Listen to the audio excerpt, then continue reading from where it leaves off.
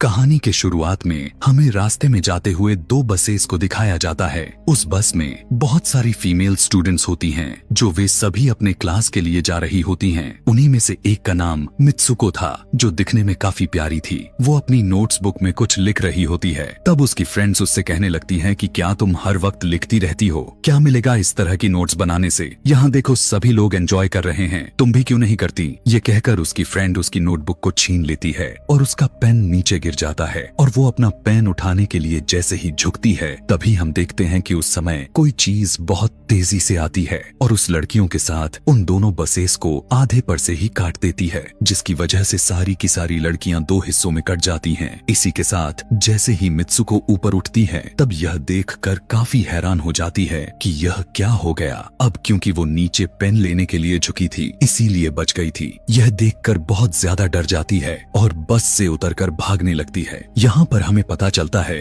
कि इन सभी को काटने वाली चीज कुछ और नहीं बल्कि हवा ही थी, जो सभी को काट रही थी। यह हवा अब मित्सुको के पीछे भी पड़ जाती है। यह देखते हुए मित्सुको चिल्लाते हुए काफी तेजी से भागने लगती है। भागते समय उसे आगे चार लड़कियां और भी दिखाई देती हैं और वो उन्हें झुकने के लिए कहती हैं, लेकिन काफी देर हो चुकी थी। वो हवा उन्हें भी आधे पर से काट कर चली जाती है। लेकिन उनमें से मित्सुको एक लड़की को बचा लिया था कि तभी इन्हें कुछ साइकिलिंग करते हुए लड़कियां नजर आती हैं, जो कहीं पर जा रही थीं। उन्हें भी ये बचाने की कोशिश करती हैं, लेकिन वो हवा उनके साथ भी वही करता है जो अभी इनके दोस्तों के साथ हुआ। और इसी दौरान वो लड़की भी मारी जाती है, जिसे अभी उस अदृश्य चीज से बचाया था। अब वो यह देखकर काफी डर जाती है और वो इधर उधर भागने लगती है। आगे हम देखते हैं कि मित्सुको जब एक नदी के पास जाती है, तो वो यह देखकर हैरान हो जाती है कि उस नदी में भी पहले से बहुत सारी डेड बॉडीज पड़े हुए थे, जिसने हवा ने यानी उस अदृश्य चीज ने काट दिया था। वहाँ से वो एक डेड बॉडी के कपड़े लेकर चेंज कर लेती है। अगले सीन में हम देखते हैं कि मित्सुको चलते चलते एक स्कूल में पहुंच चुकी है, जहाँ पर और भी बहुत सारी फीमेल स्टूडेंट्स थीं। उनका यूनिफॉर्म मित्सुको के यूनिफॉर्म से काफी डिफरेंट था। यानी यह भी था कि वो तो उनके स्कूल के स्टूडेंट तो नहीं थी कि तभी एक लड़की मित्सुको के पास आती है और उससे कहने लगती है कि तुम कैसी हो? दरअसल देखा जाए तो वो लड़की उसकी बेस्ट फ्रेंड थी, लेकिन मित्सुको उससे पूछती है कि क्या तुम सच में मेरी बेस्ट फ्रेंड हो, क्योंकि उसे कुछ भी समझ में नहीं आ रहा था कि उसके साथ हो क्या रहा है। वो काफी सदमे में थी। यहाँ पर हम यह भी जान पाते हैं कि मित्सुको और उसकी बेस्ट फ्रेंड काफी ज्यादा एक दूसरे को प्यार करती हैं कि तभी वहीं पर तेज हवा चलती है और मित्सुको डर कर बिल्डिंग के अंदर चली जाती है। उसकी बेस्ट फ्रेंड को कुछ भी समझ में नहीं आ रहा था कि ये हो क्या रहा है। वो मित्सुको से पूछने लगती है कि तुम इतना ज्यादा कांप क्यों रही हो और इतना ज्यादा डरी क्यों हो, तुम्हें हो क्या गया है? तब मित्सुको अपने बेस्ट फ्रेंड को सब कुछ बता देती है कि किस तरह से एक हवा का झोंका आया और उसके स्कूल के सभी स्टूडेंट्स को काट कर चली गई। यह सुनकर उसकी दोस्त उसे विंडो के पास ले जाकर उसकी हाथ बाहर निकाल कर कहने लगती है कि ये देखो, ये बस हवा है और कुछ नहीं। यहाँ पर मित्सुको के दिल को कुछ शांति मिलती है और इसे लगने लगता है कि शायद ये मेरा ख्वाब ही हो सकता है। जिसके बाद मित्सुको का बेस्ट फ्रेंड अपने दो और दोस्तों को लेती है और क्लास को बंद करने का प्लान बनाती है। जैसे ही ये चारों क्लास के बाहर जाने के लिए निकलने ही वाली होती हैं कि तभी वहाँ पर उनकी टीचर आ जाती हैं और उन्हें देख लेती हैं, लेकिन वो चारों वहाँ से भाग जाती हैं। वे चारों भागते भागते एक लेक पर आ जाती हैं। वहाँ पर मित्सुको की बेस्ट फ्रेंड अपने दोनों दोस्तों को भी उसके ख्वाब के बारे में बताती है। तभी उनमें से एक लड़की कहती है कि हो सकता है कि यह सच हो, जैसे मिरर वर्ल्ड होती है जहाँ पर इस दुनिया से ऑपोजिट यानी उल्टा होता है। यह कहकर वो तालाब में एक पत्थर फेंक कर कहने लगती है कि देखो, यहाँ पर मैंने तो पत्थर फेंका है, लेकिन हो सकता है कि दूसरी दुनिया में मैंने ऐसा ना किया हो। कि तभी अचानक से उस तालाब में से एक क्रोकोडाइल निकल कर आता है, उसमें से एक लड़की को खा जाता है। फिर वो लड़की कहने लगती है कि देखो, मैंने कहा था ना, जो इस दुनिया में होता है वो उस दुनिया में बिल्कुल भी नहीं होता, और जो उस दुनिया में हो रहा है वो इस दुनिया में नहीं हो सकता। तो इसको भी उसी दुनिया में मगरमच्छ ने खाया है। और यहाँ पर ये देखो, ये तो बिल्कुल सेफ है। उसी लेक के पास एक बिस्तर यानी एक बेड नजर आता है। ये चारों उस बेड से तकिए को उठाकर खेलने लगती हैं कि तभी हम देखते हैं दूर से दो लड़कियां इन्हें देख रही थीं। उन दोनों लड़कियों में से एक ब्राइडल बनी हुई थी, क्योंकि ये दोनों लड़कियां आपस में एक दूसरे से शादी कर ली थीं। जिसके बाद उनमें से एक फ्रेंड बताती है कि हमें कुछ ऐसा करना होगा जो उस दुनिया में इम्पॉसिबल हो, क्योंकि हमारे किस्मत तो पहले से लिखी जा चुकी है, लेकिन हम इसे बदल भी सकते हैं। जिसके बाद ये सभी लड़कियां अपने स्कूल में वापस आती हैं और नेक्स्ट लेक्चर लेने के लिए क्लास में चली जाती हैं कि तभी मित्सुको देखती है उसके पास एक तकिया पड़ा हुआ है। अब जैसे ही वो इस तकिए को उठाने के लिए नीचे झुकती है कि तभी उसकी टीचर पूरे क्लास में गन से फायर करने लगती है और जैसे ही मित्सुको उस तकिए को उठाकर ऊपर देखती है तो उसके क्लास के सभी लड़कियां मारी जा चुकी होती हैं और यहाँ पर एक बार फिर वो बच जाती है जैसे पिछली बार अपने ड्रीम्स में बच गई थी। मित्सुको की टीचर उसके पास आकर कहती है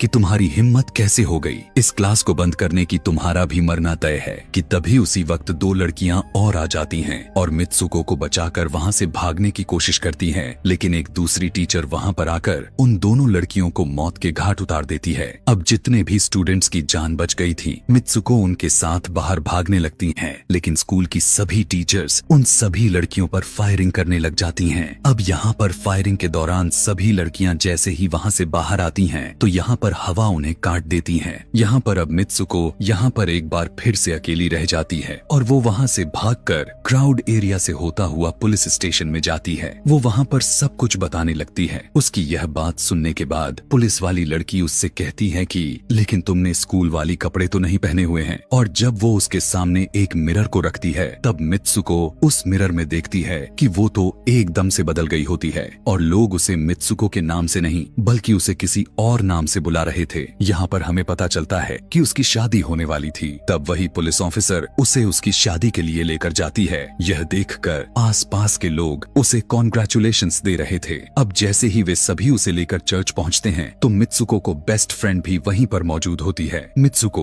उससे पूछने लगती है कि यह सब मेरे साथ क्या हो रहा है। तब उसकी दोस्त उससे कहती है कि अभी खामोश रहो, हम अभी किसी के कंट्रोल में हैं, बस जैसा मैं कहूँ तो तुम वैसा ही करो। और यह कहते हुए वो उसका वेडिंग ड्रेस पहनाती है और उसे वहाँ जाने के लिए कहती है। अब जैसे ही वो अपनी मैरिज सेरेमनी के लिए आगे बढ़ती है तो वहाँ की सभी लड़कियाँ उसका मजाक उड़ाने लगती हैं। यह देखकर उसकी बेस्ट फ्रेंड एक एक करके सभी को मारना शुरू कर देती है। जिसके बाद जैसे ही मित्सुको आगे बढ़ती है तो उसके ग्रूम की जगह एक ताबूत खड़ा हुआ नजर आता है।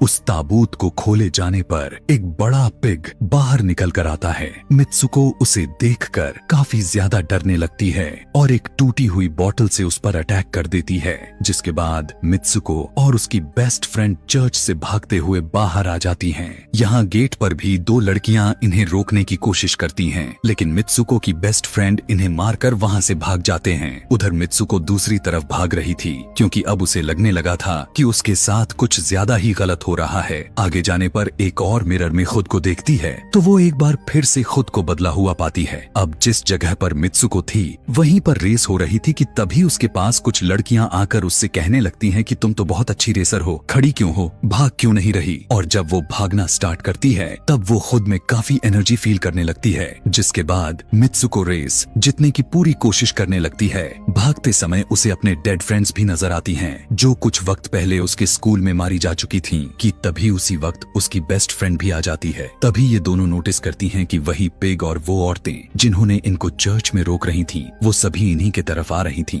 भागते समय कुछ लड़कियां मित्सुको से कहने लगती हैं कि इस दुनिया से बाहर चली जाओ। इसके बाद हम आगे देखते हैं कि मित्सुको भागते भागते एक सुनसान अंधेरी जगह पर आ जाती है। वहीं पर कुछ स्टूडेंट्स नजर आती हैं जिन्होंने यूनिफॉर्म पहना हुआ था। वो सभी लड़कियां मित्सुको से कहने लगती हैं कि हम सभी मरे हुए हैं और तुम्हें भी मार देंगे। लेकिन तभी मित्सुको की बेस्ट फ्रेंड वहाँ पर आकर उस लड़की को मारकर वहाँ से मित्सुको को भगा ले जाती है। मित्सुको की बेस्ट फ्रेंड उसे अपना नाम जोर जोर से पुकारने के लिए कहती है, जिस पर मित्सुको अपना नाम जोर जोर से लेने लगती है। इसी के साथ मित्सुको अपना असली रूप में वापस आ जाती है। उसकी बेस्ट फ्रेंड उसे अपना हाथ दिखाते हुए कहती है कि प्लीज मेरे हाथ में जो वायर लगी हुई है उसे बाहर खींच दो ताकि मैं इस दुनिया से बाहर जा सकूं। लेकिन मित्सुको को डर भी था कि कहीं यह वायर खींचने से उसकी जान न चली जाए। और क्योंकि मित्सुको अपने बेस्ट फ्रेंड को काफी ज्यादा प्यार करती थी इसलिए वो ऐसा नहीं करना चाहती थी, लेकिन ज्यादा उसे फोर्स करने पर वो उसकी वायर्स खींच देती है। वायर खींचते ही उसकी बेस्ट फ्रेंड की बॉडी दो हिस्सों में बट जाती है और तभी उसी वक्त उसे एक गेट नजर आती है। उस दरवाजे से बाहर आने पर वो देखती है कि अब वो आदमियों की दुनिया में आ चुकी है। वहीं पर उसके पोस्टर्स भी लगे हुए थे। जिस पोस्टर को कुछ लड़के देख रहे थे तभी एक लड़का मित्सुको के पास आकर कहता है कि तुम फ्यूचर में हो। इस बात को सुनते ही वो बेहोश हो जाती है। कुछ टाइम के बाद जब उसे होश आता है तब वो आगे बढ़ती है। तब वो देखती है कि एक बूढ़ा आदमी गेम खेल रहा होता है और उसी गेम में मित्सुको वही कैरेक्टर नजर आती है जो अभी बनी हुई है। मित्सुको को देखते ही बूढ़ा आदमी कहने लगता है कि मैंने ही इस गेम को बनाया है और मैं ही हूँ जो तुम लोगों को कंट्रोल कर रहा हूँ। तुम तो बहुत पहले मारी जा चुकी थी, लेकिन मैंने तुम्हारा डीएनए लेकर तुम्हें फिर से बनाया। मित्सुको को जब यह बात सुनकर उसे पता चल जाता है कि यह एक गेम है तो उसे लगता है कि शायद मैं अभी भी अपने दुनिया में जा सकती हूँ कि तभी उसी समय एक आदमी आता है और मित्सुको को अपने पास बुलाने लगता है। तब वो बूढ़ा आदमी मित्सुको से उसकी आखिरी लेवल को कंप्लीट करने के लिए कहता है। वो आगे बढ़ने लगती है कि तभी मित्सुको को अपने दोस्त की कही हुई बात याद आ जाती है कि अगर हम इस दुनिया में कुछ ऐसा करेंगे जो दूसरी दुनिया में इम्पॉसिबल हो तो तुम इस गेम से बाहर आ जाओगी। और इसी के साथ वो इस आदमी का गला दबा देती है और कहने लगती है बस करो हमारे साथ खेलना। यह कहकर मित्सुको उस बूढ़े आदमी की छड़ी को उठाकर अपने पेट में घुसा देती है, जिस वजह से उसकी मौत हो जाती है। और यहाँ पर हम देखते हैं कि बूढ़ा आदमी यह सोच भी नहीं सकता था कि मित्सुको ऐसा कुछ कर सकती थी और इसी के साथ उसकी डेस्टिनी पूरी तरह से चेंज हो जाती है। वो इस दुनिया में यानी गेम में तो मर चुकी थी, लेकिन असली दुनिया में वो अभी भी जिंदा थी। आगे हमें ये भी दिखाया जाता है कि मित्सुको के बाकी के कैरेक्टर्स भी किसी न किसी वजह से अपने आप को मार लेते हैं और अब वे सभी गेम का पार्ट नहीं थे। अगले सीन में हमें मित्सुको को बर्फीले जगह पर लेटा हुआ दिखाया जाता है और अब वो अपने रियल वर्ल्ड में आ चुकी थी। और इसी के साथ यह दिमाग घुमा देने वाली कहानी यहीं पर खत्म हो जाती है। आगे और भी ऐसे ही एक्सप्लेनेशन मूवीज देखने के लिए कमेंट में नेक्स्ट लिखना ना भूलें। Thanks for watching.